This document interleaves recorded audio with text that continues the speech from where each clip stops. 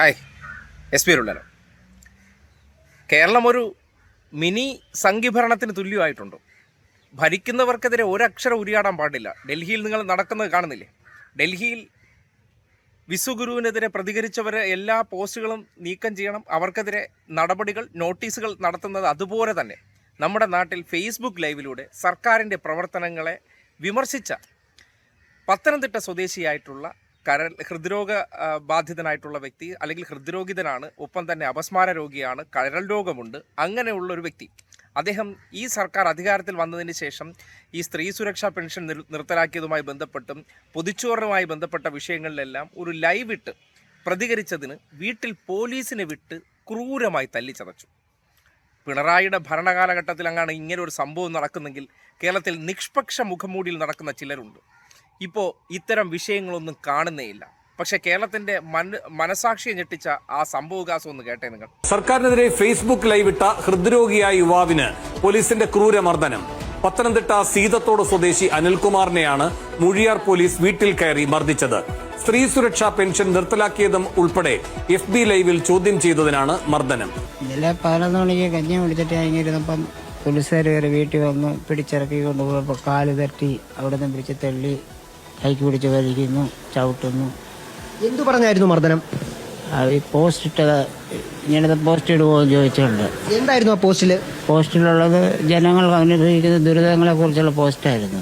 പൊതിച്ചൊരു വിതരണം, സ്ത്രീ സുരക്ഷാ പെൻഷൻ. കേട്ടുകേൾവിയുണ്ടോ ഇങ്ങനെ ഒരു സംഭവം? അതായത് കഴിഞ്ഞ സർക്കാരിൻ്റെ കാലഘട്ടത്തിൽ മുഖ്യമന്ത്രിയായിരുന്ന വ്യക്തിയെയും അദ്ദേഹത്തിൻ്റെ കുടുംബത്തെക്കുറിച്ചൊക്കെ എന്തൊക്കെയാണ് ഈ നാട്ടിൽ വിളിച്ചു കൂവിയത്? വ്യക്തി എന്നുള്ള നിലയ്ക്കുള്ള അധിക്ഷേപങ്ങൾ. ഇതിപ്പോൾ മേനോൻ മുഖ്യമന്ത്രി തറവാട്ടിൽ പറഞ്ഞതുകൊണ്ട് രാജാവ് പോലെയാണ്. വല്ല പറഞ്ഞ ഞങ്ങളുടെ ഭടന്മാർ വീട്ടിൽ വരുമെന്ന് പറഞ്ഞതുപോലെ പോലീസിനെ വീട്ടിൽ കയറ്റി തല്ലിക്കുകയാണ്. ഈ നാട്ടിൽ പൗരൻ്റെ അഭിപ്രായ സ്വാതന്ത്ര്യം അതൊന്നും ഇനി ഇവിടെ വേണ്ട എന്ന തരത്തിൽ എന്താണോ ഡൽഹിയിൽ സംഭവിക്കുന്നത് അതിൻ്റെ മിനി പതിപ്പ് കേരളത്തിൽ സംഭവിക്കുന്നു എന്നതിൻ്റെ തെളിവാണ്. ഇങ്ങനെയൊക്കെ കേരളത്തിൽ പൊടുന്നനെ മാറ്റമുണ്ടാകുമ്പോൾ ഈ നിഷ്പക്ഷ മുഖംമൂടിയിലൊക്കെ ചില അലവലാദികൾ നമ്മളിപ്പോൾ പറയേണ്ടതുണ്ട്. കാര്യം കഴിഞ്ഞ തവണ എന്ത് കണ്ടാലും അവർക്ക് ഉടനടി കുരുപൊട്ടിയിരുന്നവരാണ്. സംഘപരിവാറുകാർക്കാണെങ്കിൽ ഇപ്പോഴത്തെ പോലീസ് സംവിധാനത്തെക്കുറിച്ച് ഒരു പരാതിയുമില്ല. എത്ര ശാന്തമായിട്ടാണ് ഇതെല്ലാം നോക്കിക്കാണുന്നത്. ഇങ്ങനെയൊക്കെ പ്രശ്നങ്ങൾ ഉണ്ടായിക്കഴിഞ്ഞാൽ അവനൊക്കെ തല്ല് കൊള്ളേണ്ടവരാണ്. അവിടെ ഇപ്പോൾ നേരത്തെ കഴിഞ്ഞ സർക്കാരിൻ്റെ കാലഘട്ടത്തിലാണെങ്കിൽ ഇടതുപക്ഷ പ്രവർത്തകർ എന്തെങ്കിലും പറഞ്ഞു കഴിഞ്ഞാൽ അത് വലിയ വാർത്തയായിരുന്നു. ഇപ്പോൾ മാധ്യമങ്ങൾക്കൊന്നും ഇതൊന്നും റിപ്പോർട്ട് ചെയ്യപ്പെടേണ്ട വാർത്തയല്ല എന്ന രീതിയിലേക്ക് എത്തുമ്പോൾ കേരളത്തിൽ അരാജകത്വവും ഒപ്പം തന്നെ കേന്ദ്രത്തിൽ എന്താണോ സംഭവിക്കുന്നത് ഭീതിപ്പെടുത്തുക, ഭയപ്പെടുത്തുക എന്ന രീതിയിലേക്ക് വ്യക്തിയുടെ അഭിപ്രായ സ്വാതന്ത്ര്യത്തിലേക്ക് കടന്നു കയറിക്കൊണ്ട് സർക്കാരിനെ വിമർശിച്ചാൽ പോലീസ് വീട്ടിൽ വന്ന് തല്ലിച്ചതയ്ക്കുമെന്ന രീതിയിലേക്ക് എങ്ങനെയാണോ ഐഷ ഘോഷിനെതിരെ ഈ അടുത്ത ദിവസം വേട്ടയാടൽ നടപടികൾ നടത്തിയത്, അതിൻ്റെ മിനി പതിപ്പുകൾ കേരളത്തിൽ സംജാതമായിരിക്കുന്നു, അല്ലെങ്കിൽ കേരളത്തിൽ സംഭവിക്കുന്നു എന്നതിൻ്റെ തെളിവാണ് ഇപ്പോൾ പത്തനംതിട്ട മല്ലപ്പള്ളിയിൽ നിന്നും കുണ്ടറയിൽ നിന്നും 2 സംഭവങ്ങൾ റിപ്പോർട്ട് ചെയ്യപ്പെട്ടിരിക്കുന്നത്. ഇങ്ങനെ അതായത് ഓരോ പ്രദേശത്ത് സർക്കാരിനെതിരെ ആരെങ്കിലും വിമർശിക്കുന്നുണ്ടെങ്കിൽ അവരുടെ വീടുകളിലേക്ക് ചെന്ന് അവരെ തല്ലി ചതച്ചയ്ക്കാനാണ് മുഖ്യമന്ത്രിയുടെ നിർദ്ദേശമാണത്രേ. അല്ലാതെ ഇത് ചെയ്യത്തില്ലല്ലോ.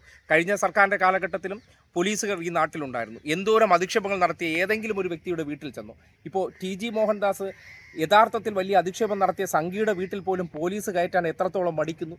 അവിടെ ചെന്ന് പ്രതിഷേധം നടത്തിയവർക്കെതിരെ കേസെടുക്കുന്ന ആ ഒരു ശരവേഗമൊക്കെ കണ്ടിട്ട് കേരളത്തിലെ ഈ നിഷ്പക്ഷരെന്നൊക്കെ പറഞ്ഞുകൊണ്ട് നടക്കുന്ന ഈ മൗദൂദി സുഡാപ്പികളൊക്കെ സംഘപരിവാർ വൽക്കരണത്തെ കണ്ട് ആസ്വദിച്ച് പുളകം കൊണ്ടിരുന്നുള്ളൂ. നാളെ നിങ്ങളുടെ വീട്ടുമുറ്റത്തും സംഭവവികാസങ്ങൾ ഉണ്ടാകുമ്പോൾ ഞെട്ടിയാൽ മതി, അന്ന് മോങ്ങിയാൽ മതി.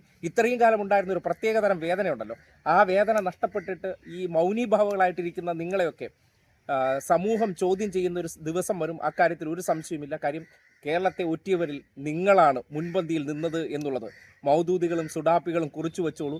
മറുപടി പറയേണ്ട കാലം വരും.